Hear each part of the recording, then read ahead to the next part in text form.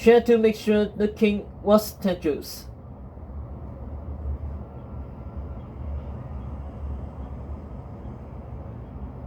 But there were obstacles.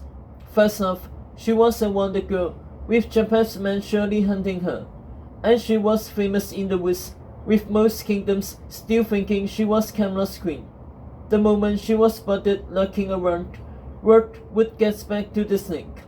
Plus, there was Fosworth's sheer size, with countless wars alone within its vast borders.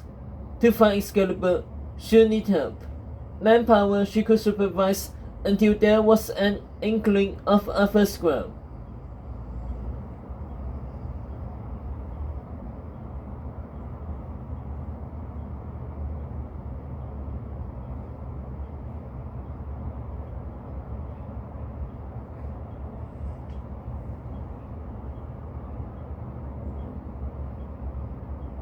That's when she saw where she had fallen. A great castle towered above her, bright gold letters carved into stone. The first was school for boys. Boys, Sophie thought. A castle full of them. And weren't some of those boys missing a dean?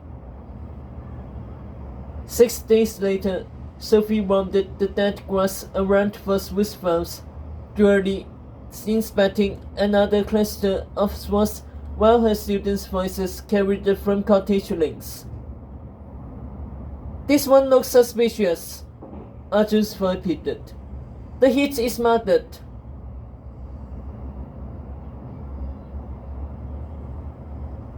"With crow poo, you idiots!" Pierre Eve yelled. "Emilio, where are you going?" said Arjun. "Headmistress told us not to talk to strangers."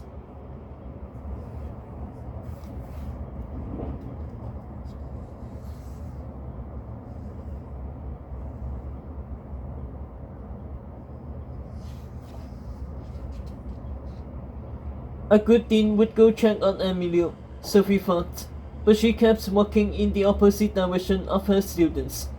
Her eyes glanced over more swans, on and on and on, her face boiling with frustration. Suddenly, she kicked the blade, then kicked it harder, scuffing its steel. She slapped it with a stun spell for good measure, which ricocheted off the handle and knocked her on her rump. Sophie blinked into the murky sky, Lance Ming's message still appealing for the wood's help.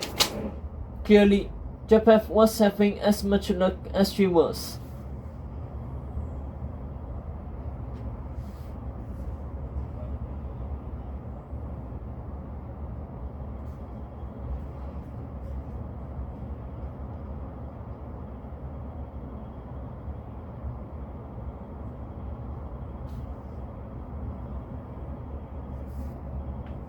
Waffleson, and to think she had kissed the demon at their wedding.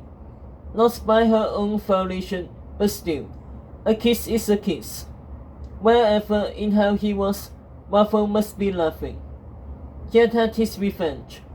For now, her time was coming.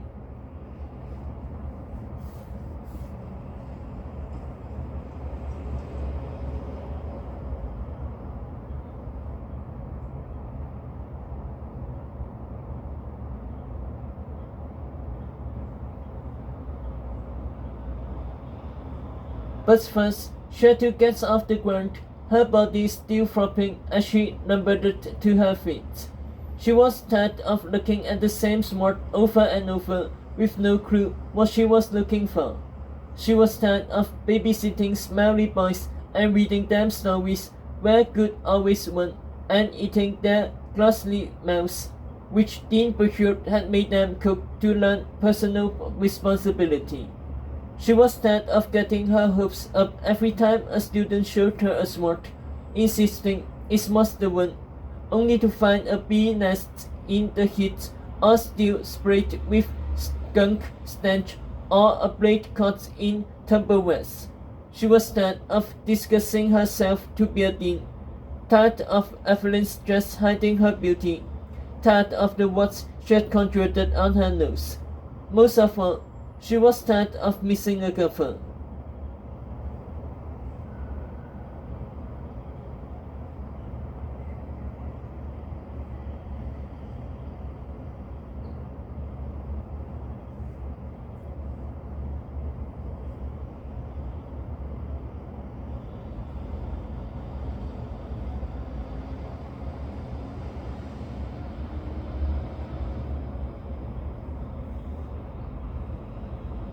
This is stupid, she growled out loud, as if hoping some cosmic voice would reassure that she had made the wise wish to come here. That the sword was indeed close for her to find. A horn blared in the distance.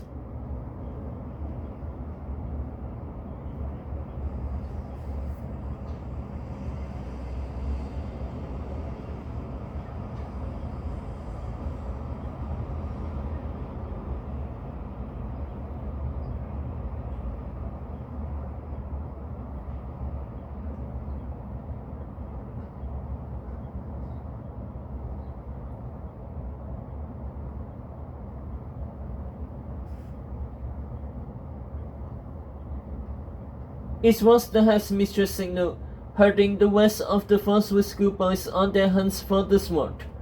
The horn usually sounded at 1 p.m., starting the hunt, and sounded again at 3 p.m.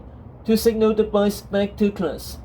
Each day, Sophie spied on their efforts, in case one of them found Excalibur, which would send her dashing off to Avalon to tell Thaddeus. Not that any of them did, of course, including the boys who had brought phony Excalibur detectors at the market, the sons of blacksmiths who insisted they knew of Kingsword when they saw one, or the cocky, big-talking lads who claimed to have a drop of Arthurian blood in their veins. Meanwhile, Sophie made it a point to send her own students home for these 2 hours so she could peek in on the schoolboys undisturbed. That Farnsworth lace tended to be deliberately handsome had nothing to do with it.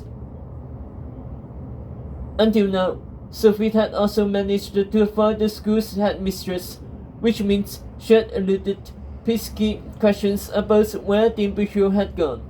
But today, the headmistress's horn had come much earlier than usual. It wasn't even 10:30.